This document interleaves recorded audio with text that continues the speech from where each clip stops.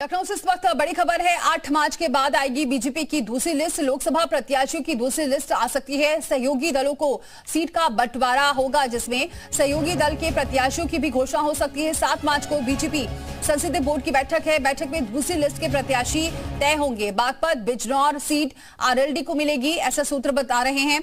अमरोहा पर भी दावा कर रही है आरएलडी।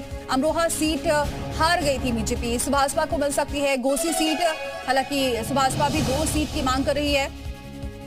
सुभाषपा के टिकट पर लड़ना चाह रहे हैं अतुल, और घोसी से बसपा सांसद हैं अतुल राय। अपना दल एस को मिर्जापुर सीट देना संभव माना जा रहा है। अपना दल एस को रॉबर्ट्सगंज सीट भी मिल सकती है। तो अब दूसरी लिस्ट बहुत जल्दी सामने आएगी, जिसमें बताया जा रहा है कि सहयोगी दलों को कितनी सीटें मिली है, कहां से मिली है, इसको लेकर ये लिस्ट में नाम हो सकते हैं प्रत्याशियों के भी, और कितनी सीटें सहयोगी दलों को मिली है इस लिस्ट में साफ हो जाएगा। हालांकि सूत्र बता रहे हैं उस हिसाब से अमरोहा पर दावा कर रही है आरएलडी, और आरएलडी सुभाषपा भी लगातार दावा कर रही है। लेकिन कितनी सीट देती है बीजेपी, इस पर बहुत जल्दी दूसरी लिस्ट सामने आएगी, जिसमें साफ हो जाएगा। हालांकि ये बताया जा रहा है कि बागपत और बिजनौर सीट आरएलडी को मिल सकती है, तो वहीं घोसी सीट सुभाषपा को मिल सकती है। अपना दल एस को भी 2 सीटें मिल सकती है। अपना दल एस को मिर्जापुर सीट संभव है, और साथ ही रॉबर्ट्सगंज सीट संभव है। विशाल हमारे साथ जुड़ चुके हैं इस खबर पर। विशाल, अब दूसरी लिस्ट का इंतजार है, क्योंकि दूसरी लिस्ट में ये साफ हो जाएगा कि सहयोगी दलों को कितनी सीटें मिली है, कौन प्रत्याशी हो सकता है, क्योंकि मांग अभी भी लगातार ये सहयोगी दल कर ही रहे हैं।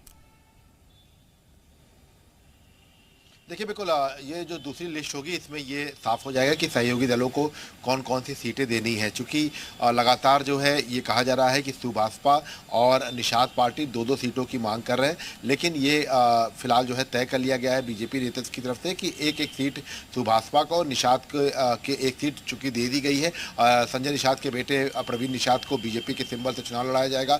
सुभाषपा को 1 सीट घोसी की देने की तैयारी की गई है, लेकिन सुभाषपा 2 सीटें मांग रही है। इसके साथ साथ अपना दल एस को 2 सीटें, और इसके साथ ही साथ अगर हम बात करें तो रालोद को 2 सीटें देने की बात जो है वो कही जा रही है। अब चूंकि जो सहयोगी दल हैं उनको खुश रखना भी बीजेपी के लिए एक बड़ी चुनौती है, और इसीलिए ये कहा जा रहा है कि 8 मार्च के बाद दूसरी जो सूची आएगी उसके बाद स्पष्ट हो जाएगा कि उत्तर प्रदेश में बीजेपी सहयोगी दलों को कितनी सीटें दे रही है और कहां पर ये सीटें होंगी। लेकिन उससे पहले तमाम कयासों का दौर जो है वो जारी है। इसके साथ साथ जो सहयोगी दल है उनके भी थोड़ा का दौर लगातार जारी है। देखना होगा कि सहयोगी दल जो मांग कर रहे हैं उनकी मांगों पर ध्यान दिया जाता है, या जो अपने प्लान के तहत बीजेपी आगे चल रही है उस पर।